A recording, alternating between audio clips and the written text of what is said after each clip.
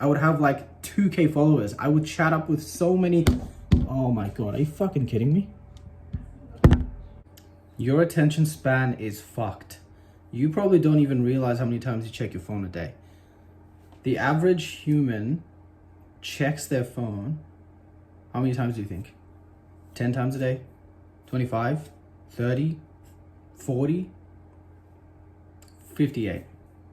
58 times a day, the average person checks their phone, and they are so reliant on social media platforms, Instagram, TikTok. I'm going to count YouTube as well, because YouTube is a great way to waste time. And a lot of people believe that, if you go on YouTube and you go on educational videos and you watch one after the other, they think that they're being productive. You're not. You're simply not being productive if you just click on a YouTube video and watch it. And if you haven't taken any action, then you actually haven't done anything. You just stimulated your brain. You kind of just tricked yourself into thinking that you did something.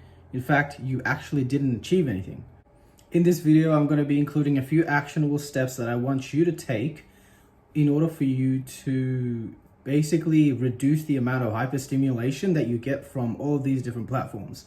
Scrolling mindlessly through Instagram to see like, oh, this is a fire meme. Oh my God, haha, it's so funny. I'm going to share it to everyone else. And then your friend does the same thing, and then you do the same thing. And it's like a constant cycle. That is killing your attention span. You have no idea how important your attention span is and how shortened it has been compared to like your ancestors. These days, more and more people are able to, watch more reels and look into more shorter type of content. And when it comes to like, let's say I give you like a paragraph or like, let's say a couple of pages of content to just read on, let's say, mental health or something very important. You probably won't even remember the stuff. Your attention will not allow you to think about the things that you read these days, but rather the 5-second reel that you see. That's the fucking thing that you'll remember. You have no idea how important this video is going to be for you, and I don't want you to bullshit your way out of these actionable steps. Take it seriously. Take this video seriously. In fact, what I want you to do, this video will be slightly long, and instead of just watching this and maybe, having your, Facebook or whatever open on another tab, or let's say you're watching another video whilst you're listening to this one, I want you to give me your full attention, look into my eyes, have some faith in me, and listen to what I'm about to say. First of all, why do we actually need to care about our attention span? Well, I'm going to give you 3 reasons. And the first reason is that it actually affects how we want to improve on our studies and career. I mean, that's pretty simple, isn't it? The more time you give on your studies and career, or let's say you want to build up a business or something, naturally, you're going to think that the more successful you're going to be on it. If you spend 10 hours a day on your business, that's going to be so much more effective if you were to spend, let's say, 8 hours. I mean, I'm just making stuff up, but it makes sense. It makes logical sense. The second reason could be the lack of attention that we have is affecting our friendships and relationships. And that's something that a lot of people don't really talk about. And that's because we tend to give most of our attention to the people we love. But when we're constantly on our screens and we're, especially the recent 2-3 years, we see that these real formats, these infinite scrolling on TikTok and Instagram, especially these 2 platforms, bro, I cannot tell you how devastating it has been to most people's mental health and even physical health. I'll explain everything to you later on. But essentially, when you are giving more attention to your phone rather than other people, they will notice that. Genuine people who are not as mentally fucked like you are on social media, they will notice that, and your relationship with them will be affected. And finally, another thing would be, at least studies have shown that obviously a greater, it makes sense that the more stimulating content that you watch, the greater the chance is that it's going to decrease your lifespan. I want you to think about your ancestors, how much more stronger and more capable they were. They didn't have like 5 devices at home where each of them has a bunch of apps and they don't have they never had screen times. I don't even need to explain. Well, that sounds so stupid, but they never had any screen on time or anything like that. They were out there doing the most wildest things. They were physically much more stronger. They didn't have anxiety. Now I know this part of the video is a little bit, unscripted, but anxiety and depression these days are more prevalent than they were, for our ancestors. Our ancestors didn't feel as, lacking, because social media does make us feel like that, doesn't it? We feel like we're not good enough, and we feel like everyone else's lives are so much better than ours.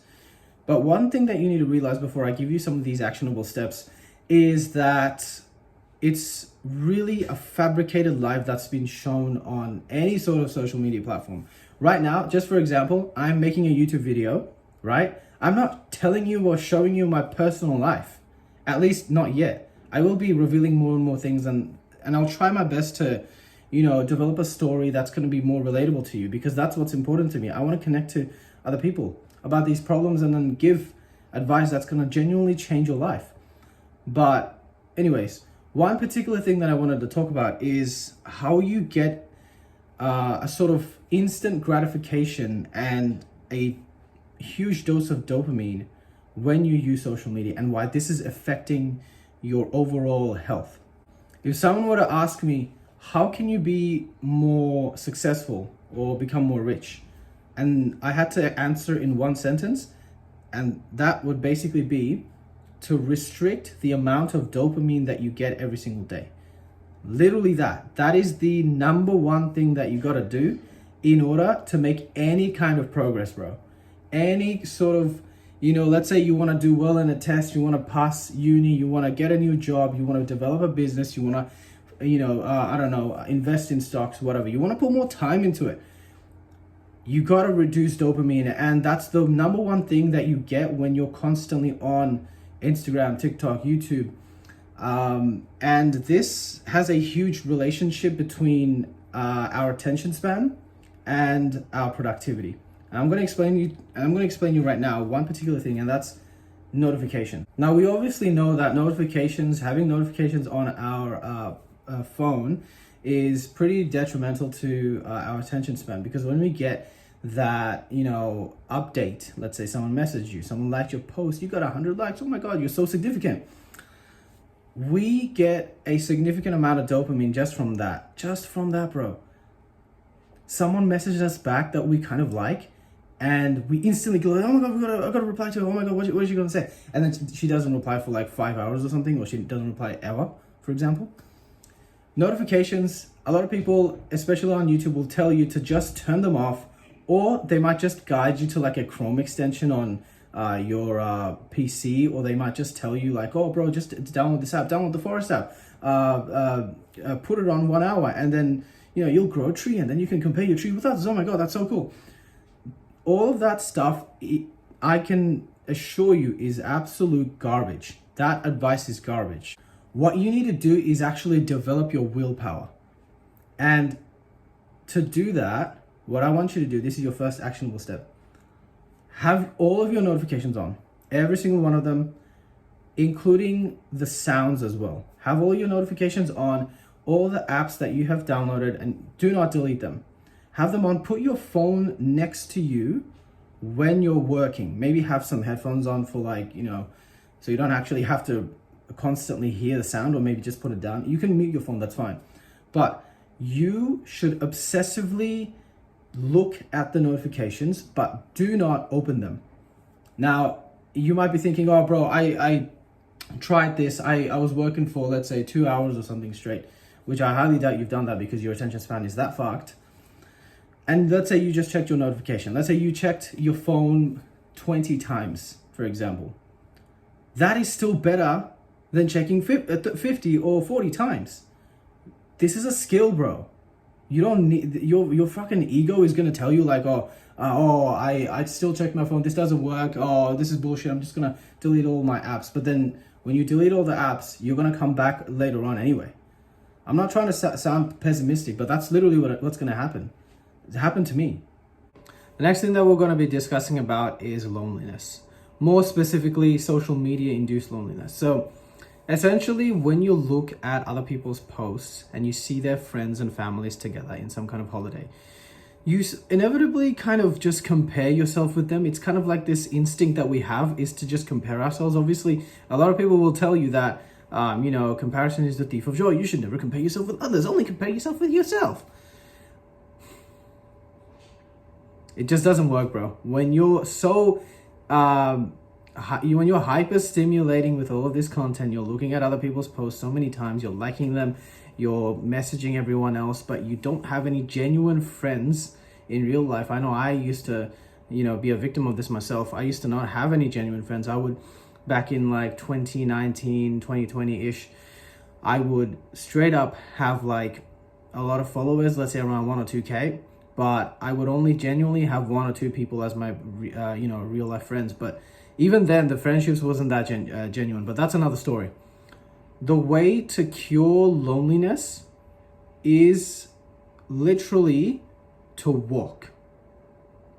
And I know you're probably thinking, walk, what the fuck does that even mean? Why do you want me to walk? How does that work?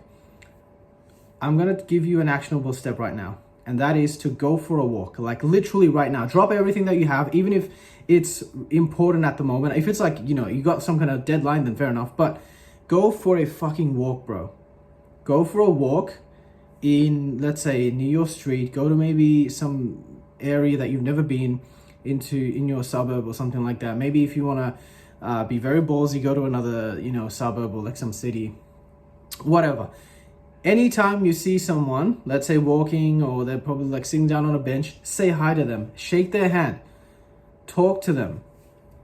This is, since your attention span is so fucked, this is the first like step 0 that you got to take before you can get any kind of genuine friends.